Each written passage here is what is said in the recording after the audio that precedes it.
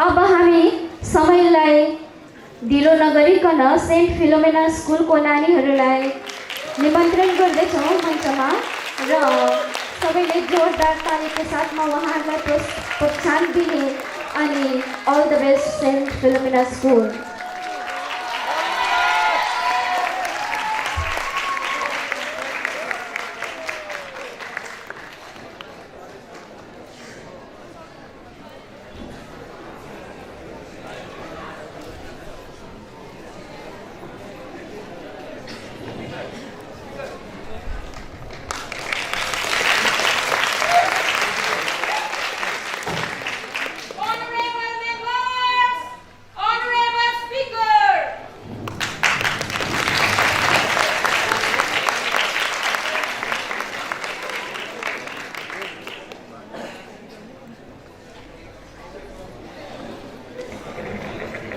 You may take your seat, please.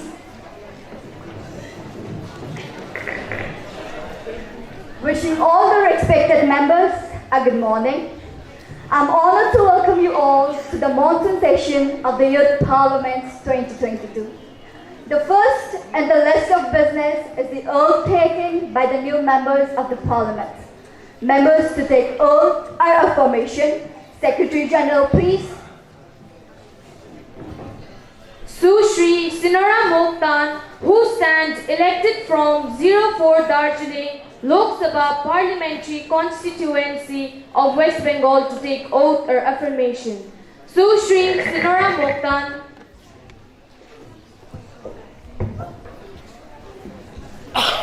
Madam, would you like to take oath or affirmation? Oath, please. In which language? In English, please.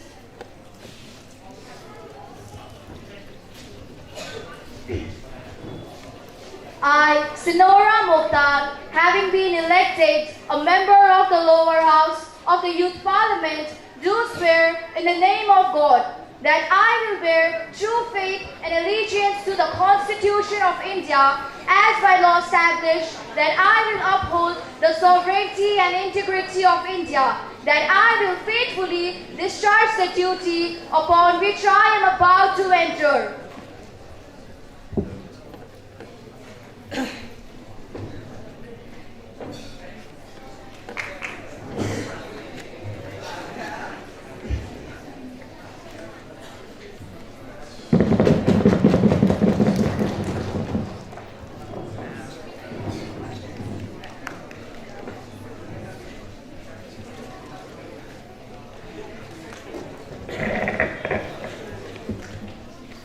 Honorable members, as we meet today, it is my sad duty to inform the House of the demise of a legendary playback singer and the former parliamentarian, Shruti Lata Mangeshkarji, born on 28 September 1929 at Indore.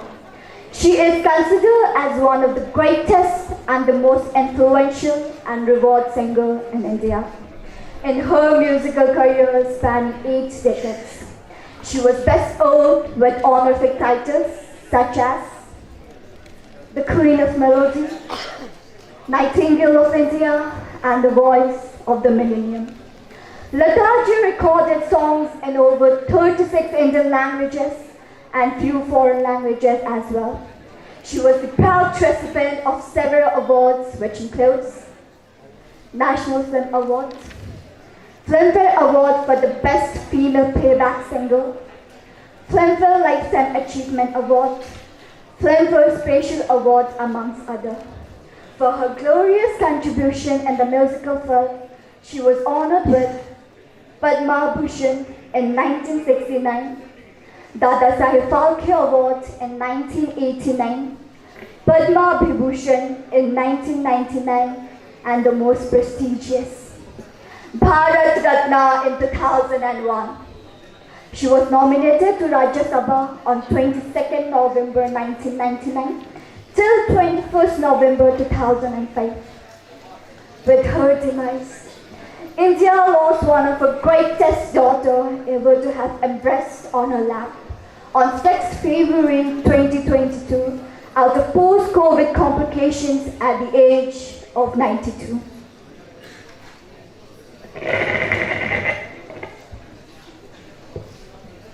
Madam Speaker, I rise to pay my tribute to Shri Lata Mangeshkar, whose death has been mourned by all.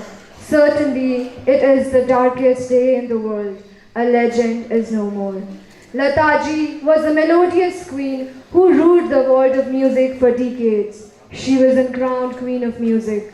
Her voice shall keep ruling the hearts of people for all times to come.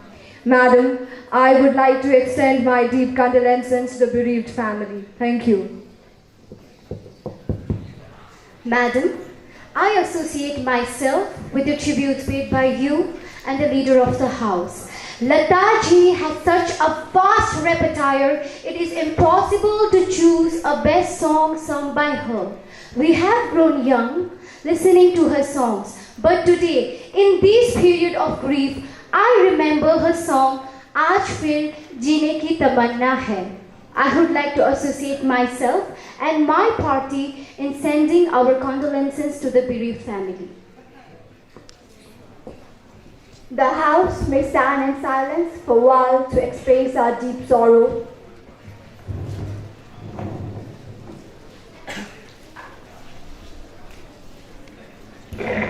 You may take your seat, please. Secretary General may convey the message of condolences to the bereaved family. Honorable Prime Minister to introduce new ministers. Madam Speaker, I have pleasure in introducing to you and through you to the House my colleagues, the new ministers. Shri Sinora Mokhtar, Minister of Road and Transport, and Shri Grazen Lepcha, Minister of Education. Now the question hour starts. Question number 120, Sushri Sylvia. Honorable Madam Speaker, will the Minister of Home Affairs be pleased to state? A. Is this government really committed to the welfare of Gorkha communities residing in Darjeeling and Terai Dors? B. If so, then what initiative has the government of India taken so far to address the permanent political solution as promised by a party in the Lok Sabha election manifesto of 2019 to the people of Darjeeling and Terai Dors? Thank you, ma'am. Yes, the Minister of Home Affairs, please. Honorable Speaker, Madam, through you, I would like to answer to the queries raised by Honorable Member. Yes, ma'am, our government is always committed to the welfare of Gorkha communities. Perhaps ours is the only first Indian national political party to recognize the contribution of Gorkhas towards building of our nation. It is a fact that when the political dispensation of the state, of which Gorkhas comprises a sizable chunk, label them as outsiders and foreigners, our party embraced the Gorkhas with both hands and acknowledged the value and patriotism. Objection, ma'am. Yours is a party that may be full of Gorkhas that very divisive politics. Speaker, ma'am, We will never allow your nefarious defeat to Bengal partition once again. Honorable members, this is not the parliamentary decorum. Let the Honorable Minister complete her statement first. You may proceed. Thank you, Honorable Speaker, ma'am. We reiterate our commitment made in the election manifesto 2019 with regard to granting PPS to the Gorkhas, as we felt that the successive experimentation in the form of granting semi-autonomous body like DGHC and GTA aimed to satisfy the aspiration of Gorkhas have been an utter failure. There used to be a periodic chaos and instability in this region, which the government of India cannot afford to percolate for long, considering the proximity of this sensitive region with hostile neighbors. Thank you, madam. Honorable Madam, Honorable Minister is directly interfering in the subject. which comes under the domain of state government. Honorable Minister, please. Thank you, Speaker, Madam. Ma'am, to keep our promise of granting PPS to the Gorkhas, we had initiated our tripartite talk on first week of September 2021 in New Delhi, where every stakeholder took part except the state government representatives. But since we believe in the federal structure of the government, we could not arrive at a decision due to the absence of state government representatives. Still, our government is making every effort to convince the state government about the need to sit together in an amicable atmosphere and restart the negotiation at the earliest. Thank you, Madam. Supplementary question, ma'am. Yes, Miss Annie. What is the need for tripartite talk now, considering the fact that a bumper number of 318 candidates have nominated as candidates for 45 GTA seats in the recently democratically held GTA election? It seems that the majority of the people residing in the GTA areas are satisfied about the functioning of GTA. Thank you. Honorable Minister, please. Honorable Speaker, Madam, the recently held GTA election was just an eyewash. Why eyewash? It was an election. 318 candidates participated. I just want to... Order! Honorable Member, please take your seat. Honorable Minister, please. Thank you, Honorable Speaker, Madam. I just want to say that a peaceful chicken neck region that is developed and progress to its full potential is in the larger interest of the nation. Thank you, Madam. Question number 146, Sushi Pratigya. Honorable Speaker, Madam, will the Minister of Education be pleased to state A. The timeline with regard to the setting up of gender and social inclusion funds in National Education Policy 2020. B. The role of states in defining their priorities to access these funds. Thank you, Madam. Honorable Education Minister, please. Honorable Madam Speaker, through you, I would like to answer to the queries raised by Honorable Member. National Education Policy 2020 provides for setting up a gender inclusion fund, especially for girls and transgender students, to build the nation's capacity to provide equitable quality education to all girls as well as transgender students.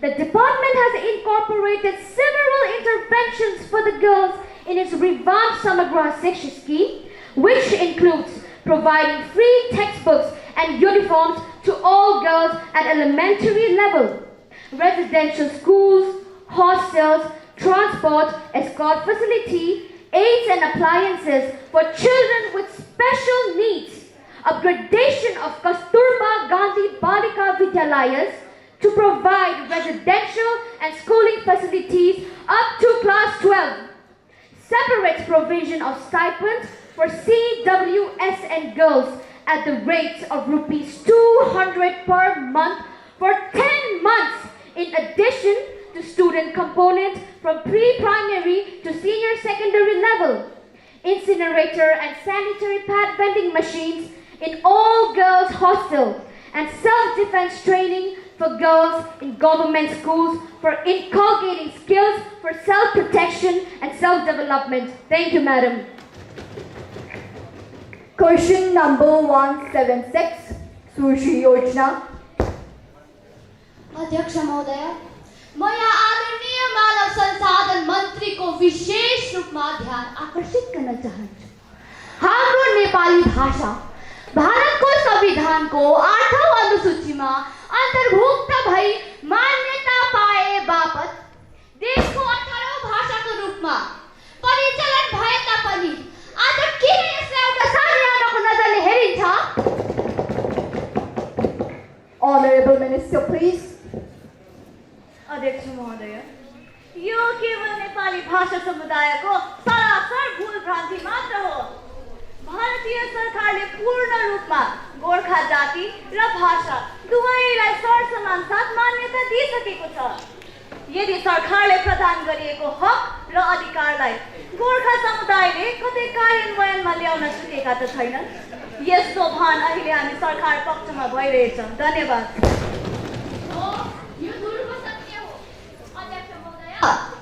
दिएको छ भारतको संविधानले, तर केवल शब्दहरूमा मात्र।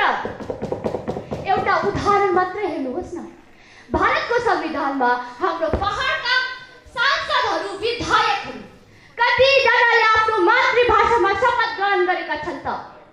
UPSC, PSC जस्ता परीक्षाहरू सबै भाषामा सञ्चालित हुनुपर्ने हो।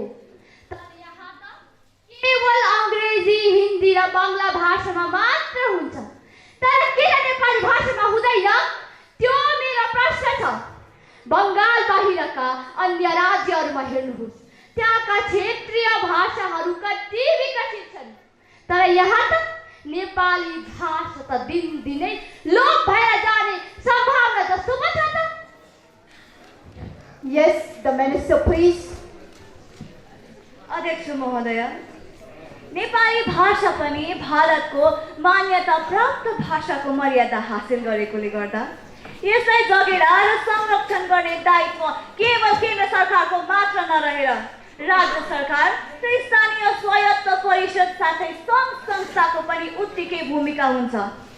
विगत 2020 सालको मार्च महिनामा केन्द्र सरकारद्वारा नेपाली भाषा आधारभूत संरचना विकास हेतु गुवाहाटी हिन्दू युनिभर्सिटीलाई 2 करोड रुपियाँ, नर्थ बेङ्गल युनिभर्सिटीलाई 1.2 करोड रुपियाँ र बनारस हिन्दू युनिभर्सिटीलाई 1.3 करोड रुपियाँ प्रदान गरिएको हो। मदोरीले मार खायो भने मात्र रोगको उपचार हुन्छ। अध्यक्ष महोदय, तर सरकारलाई अहिलेसम्म प्राप्त विवरण अनुसार त गोर्खा बहुदल क्षेत्रकै स्वायत्त परिषद समेतले आफ्नो भाषालाई भन्दा ज्यादा प्राथमिकता त अङ्ग्रेजी भाषालाई दिएका छन्।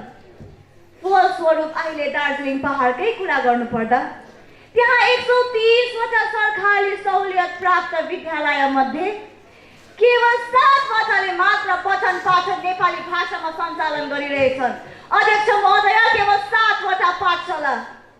अझै सुन्नमा आउँदैछ कि त्यहाँका अभिभावक र शिक्षकहरूको सभामा त अभिभावक पक्षकाहरूले त गर्व साथ पो भन्छन् अरे त। मेरो नानी त सबै विषयमा राम्रो छ कि, तर त्यसलाई नेपाली नै आउँदैन हौ। यस्तै छ विडम्बना तपाईँहरूको भाषा बोल्नेहरूको। के यसलाई सरकारको भुल हो भन्नु मिल्छ होला र?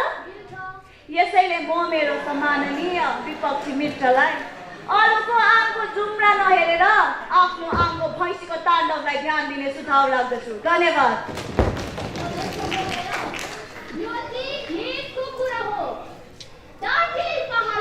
सामाजिक समस्या चाहिँ यो हो कि बाहिर गएर केवल एउटै अङ्ग्रेजी भाषाको सहारामा जिउनु पर्ने बाध्यता भएको छ। कारण हाम्रो मातृभाषामा उच्चतर शिक्षा हासिल गर्नु उचित पूर्वाधारहरूको कमी कमजोरीपनले गर्दा अधुरो हुन्छ। फलस्वरूप आज हामी माध्यमिक स्तरमा नेपाली माध्यममा कुनै मुस्किलले शिक्षा हासिल गर्न सके तापनि यसपछिको हाम्रो मातृभाषामा उच्चतर शिक्षा हासिल गर्ने सपना केवल एउटा सपना नै रह्यो। यस्तै छ हाम्रो विडम्बना महोदय। यस्तै प्रताडनामा प्रताडित भई परिस्थितिको जाँतोमा पिसिएर जिउनु पर्ने स्थिति छ हाम्रो। यसर्थ नै यहाँकाहरूले अङ्ग्रेजी भाषालाई विशेष बाध्यतावश प्रयोगमा ल्याउने गर्छन्। कारण उनीहरूको नानीहरूलाई एक असल रोजगार दिलाउन चाहन्छन्। परिस्थितिको चपेटमा परेर नेपाली माध्यममा पढेर उनीहरूको नचल्ने दुई आनी जस्ता हुन्छ। कारण बाहिर कसले बुझ्छ नेपाली भाषा? त्यसैले नै बाहिरका अन्य भारतीयहरूले नेपाली भाषालाई विदेशी भाषाको संज्ञा दिई तिरस्कार गर्छन्, हेला गर्छन्। भारतमा 1.5 करोड नेपाली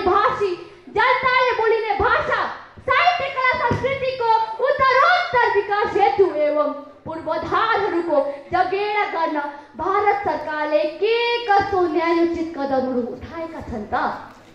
माननीय मन्त्री महोदय, तपाईको यसबारे के कस्तो पक्षेप रहेको छ? म सर्वभारतीय गोर्खाको समुदायबाट जान्न चाहन्छु। धन्यवाद।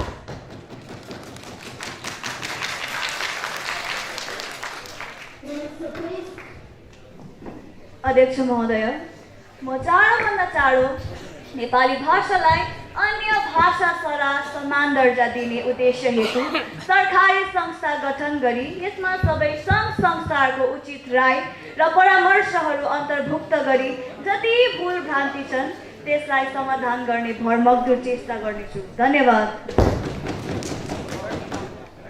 Question number 203, Sushi Zangmu.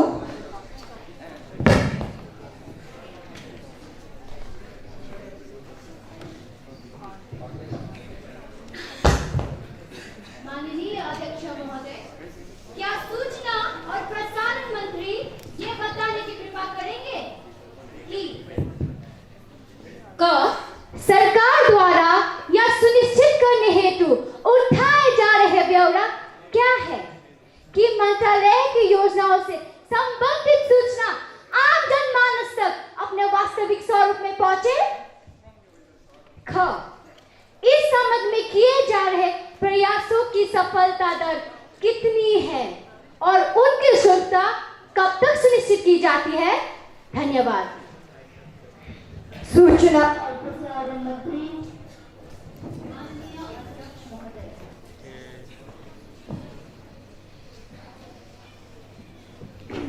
सूचना और प्रसारण मंत्रालय print, electronic media, social media, internet website, live arts और इंटरपर्सनल मीडिया जैसे साधनों का उपयोग करके अपनी विभिन्न मीडिया यूनिटों जैसे पत्र सूचना कार्यालय PIB, केंद्रीय संचार ब्यूरो SBC, पूर्ववर्ती BOC, दूरदर्शन और आकाशवाणी के माध्यम से सरकारी नीतियों, कार्यक्रमों, पहलों और उपलब्धियों पर सूचना का प्रचार प्रसार करता है। सूचना और प्रसारण मंत्रालय ने अप्रैल से जून 2022 के महीनों के दौरान सेवा, सुशासन और गरीब कल्याण थीम पर एक व्यापक जन सूचना अभियान आरंभ किया, जिसमें समाज के कमजोर वर्गों के उत्थान संबंधी सहित विभिन्न सरकारी स्कीमों और कार्यक्रमों पर प्रकाश भी डाला गया। इसके साथ ही सूचना और प्रसारण मंत्रालय की मीडिया यूनिटों ने कोविड-19 के विरुद्ध लोगों की भागीदारी के माध्यम से जागरूकता अभियान चलाने में महत्वपूर्ण भूमिका निभाई। धन्यवाद madam. Next in the list of business is the bridge of privilege. Sushi Pratigya.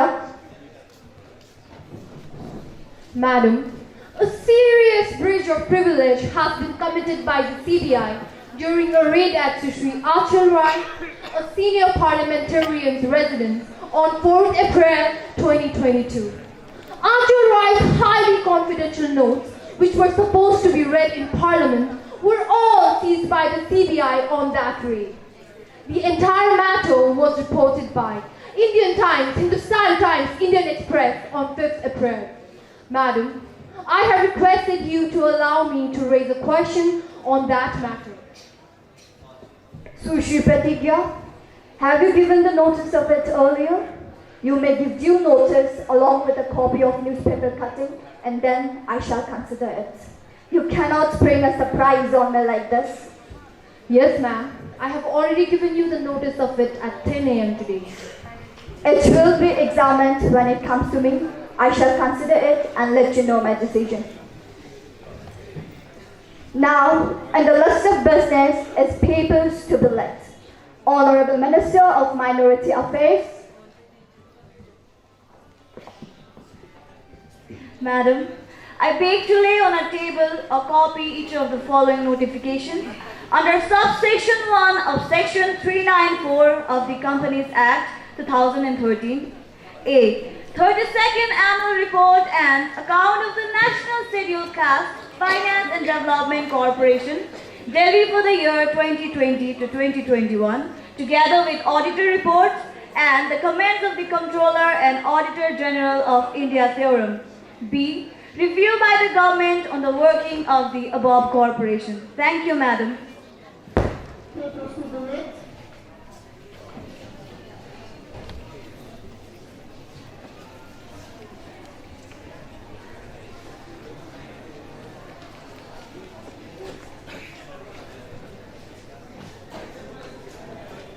Honorable Minister of Road, Transport and Highway. Madam Speaker, I beg to lay on the table a copy each in English as well as Hindi of the following notification of the Ministry of Road Transport and Highway. Under subsection 4 of section 212 of the Motor Vehicles Act 1988, along with explanatory memoranda and delay statement. B. GSR 525E, dated the 3rd August 2021, publishing the Central Motor Vehicles 16th Amendment Rules 2021. Thank you. Papers to billet.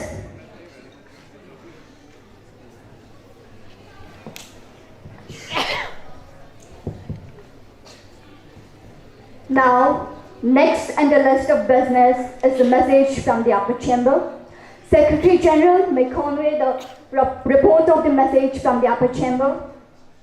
Madam, I have the following message from the Secretary of the Upper Chamber of the Youth Parliament. In accordance with provisions of rules and procedure and conduct of business in the upper house of the Youth Chamber, I am directed to enclose a copy of Farm Laws Repeal Bill 2021, which has been passed by the upper chamber at its sitting held on 23rd December 2020. Secretary General to lay on the table a copy of the bill as passed by the upper chamber.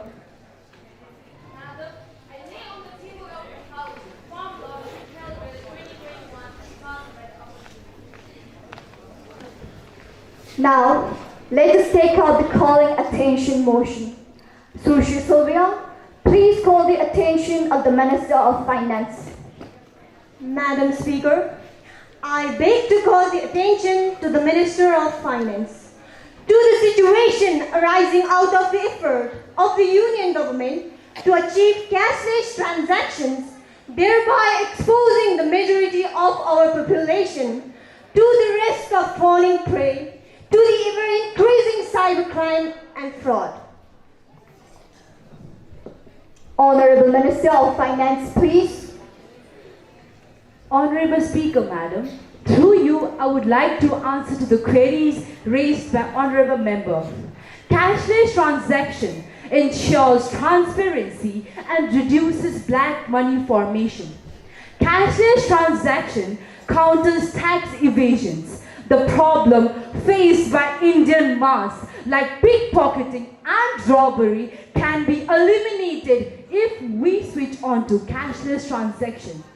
45% of India's GDP is influenced by informal economy, and cashless economy forces informal sector to transform itself into formal sector. This government believes that the expenditure for the manufacture of currency notes can be avoided by cashless economy.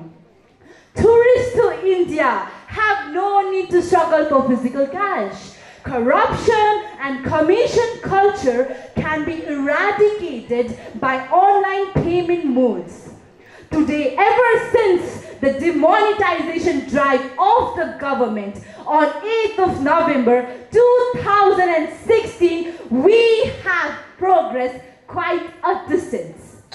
Today, all subsidies and welfare scheme benefits can be directly utilized by the beneficiaries without the need of withdrawing money, thus avoiding the inconvenience. Thank you, Madam. Sushri Annie.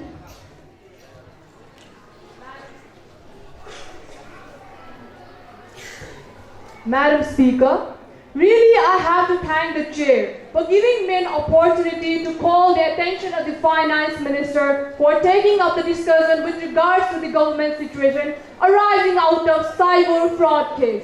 In my state of West Bengal, a woman received a message of online part-time job and was directed to WhatsApp number and thereafter to an app. When she clicked on the link, she got herself registered for the job in the app for the fee of ₹100 only. She was then offered ₹200 in return for an investing ₹100. The woman, over a period of some days, continued to spend the money and eventually discovered that she had been cheated of her over ₹2 lakh hard-earned money. Thank you.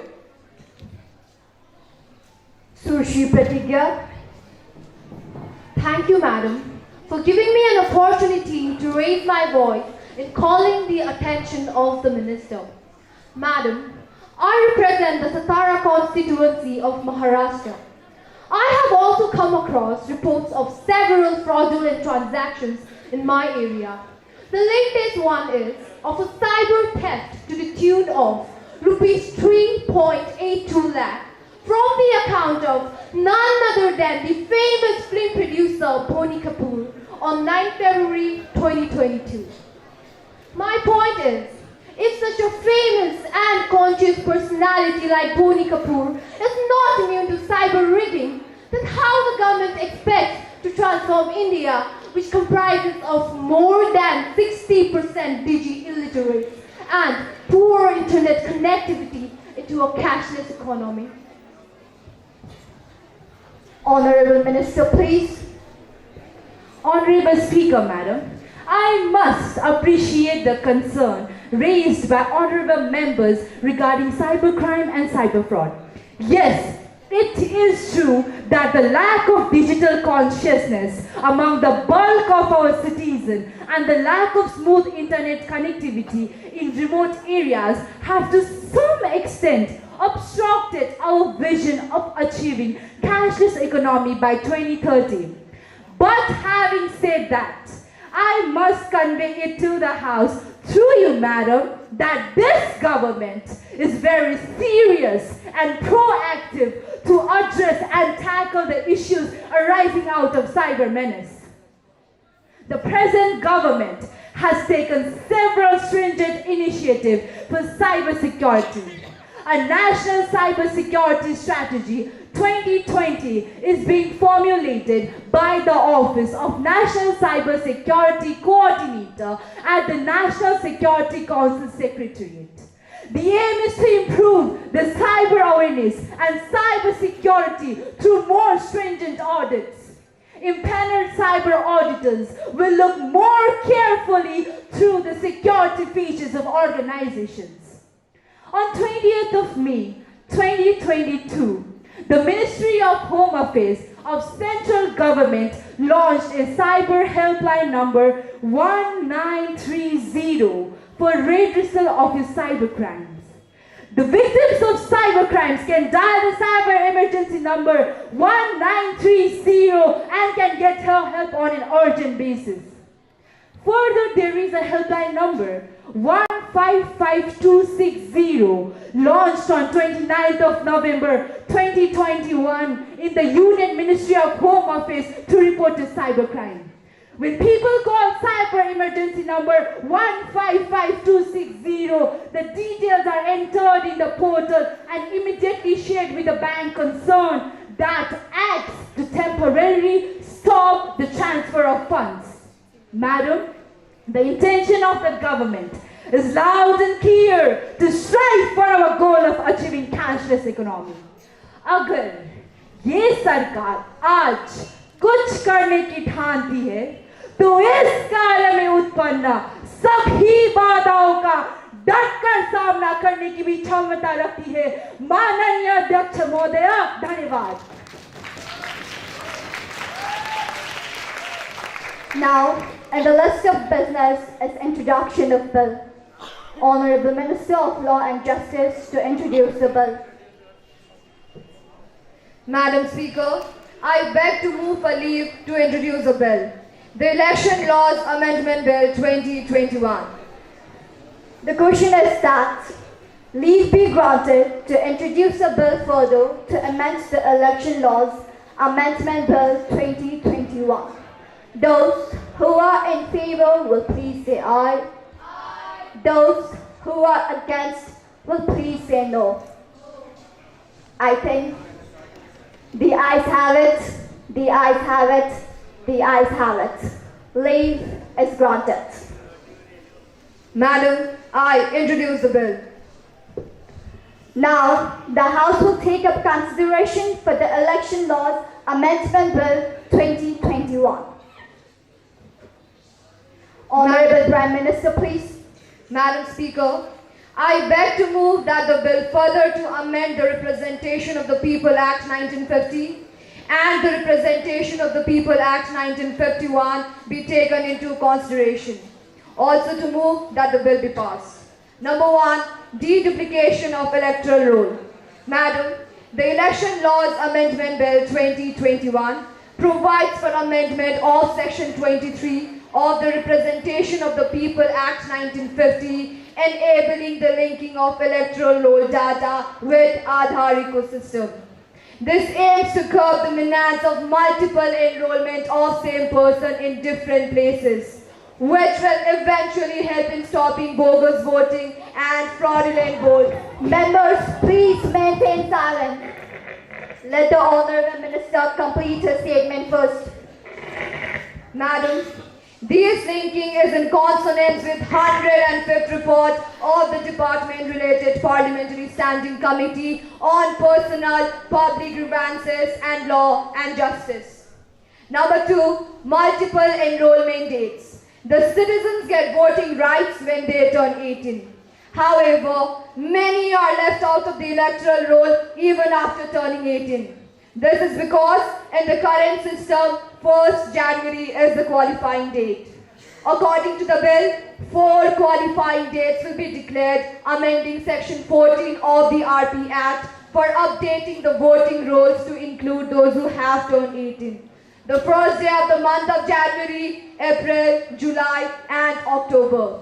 Number 3, bringing gender neutrality. Madam, this bill proposes to amend Section 20 of the Representation of the People Act 1950 and Section 60 of the Representation of the People Act 1951 to make election gender neutral for voters from defense services.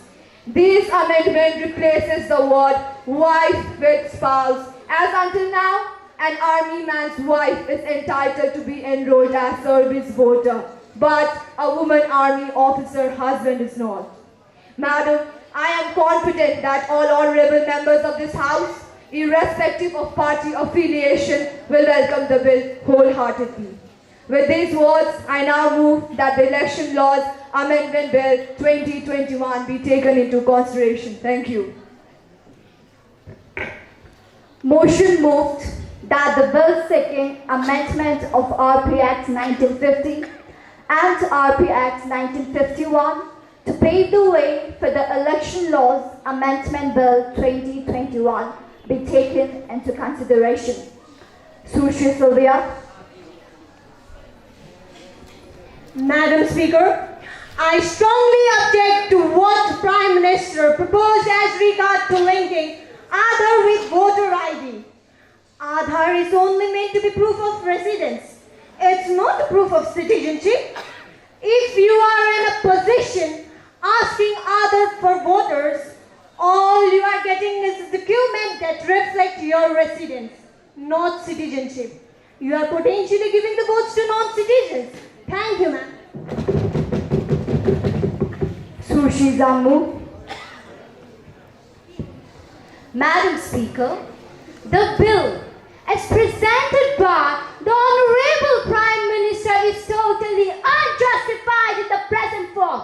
This bill, in the current form, will allow the government to profile and disenfranchise voters. Madam, linking of voter ID and Aadhaar violates the fundamental right to privacy as defined by the Apex Code in its judgment. The the House is not competent to enact such laws that violates the fundamental rights of citizens. It's against Putttaswamy's judgment. Government does not have legislative competence to make such laws, Honorable Prime Minister. Aadhaar has 1.5% more mistakes than the voter list. This is against universal suffrage. Madam, let me cite one glaring example. In 2018, ID cards were linked with Aadhaar database in Telangana and Andhra Pradesh. Later, names of at least 55 lakhs voters went missing from the electoral roll. It ultimately forced the government to roll back the decision. क्या ये सभी बातें झूठी है? अगर है, तो सच बात क्या है, प्रधानमंत्री जी?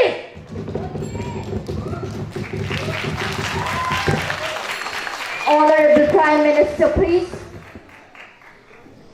Madam Speaker, माचिस की तिल्ली का सिर होता है, पर दिमाग नहीं, इसीलिए वो थोड़े से घर्षण से जल उठती है। हमारे पास तो सिर भी है और दिमाग भी है, फिर हम छोटी सी बात के लिए इतनी उत्तेजित क्यों हो जाते हैं? मंत्री जी, वाणी में सुई भले ही रखो, पर उस पे धागा डाल कर रखो, ताकि सुई केवल छेद ही ना करे, बल्कि आपस में माला की तरह पिरोकर भी रखे। मैडम स्पीकर, किसी वृक्ष को काटने के लिए आप मुझे 6 घंटे दीजिए और पहले 4 घंटे में कुल्हाड़ी की धार तेज करने में लगाऊंगी। Madam Speaker, I have meticulously gone through the details of the draft of Election Laws Amendment Bill 2021 and took the help of legal experts before presenting the same in front of you all. I do not find any substance and do not opine to what my honorable friend sitting right in front of me and to the left of you, Honorable Speaker Madam, spoken in the House. It is quite ironic that some leaders who have been criticizing the bill have been the part of standing committee earlier where such recommendations were made. Madam, nowhere in the bill is it mentioned that linking Aadhaar is mandatory. It is just voluntary. No application will be rejected because Aadhaar number has not been provided. I reiterate, madam, no application will be rejected because Aadhaar number has not been provided.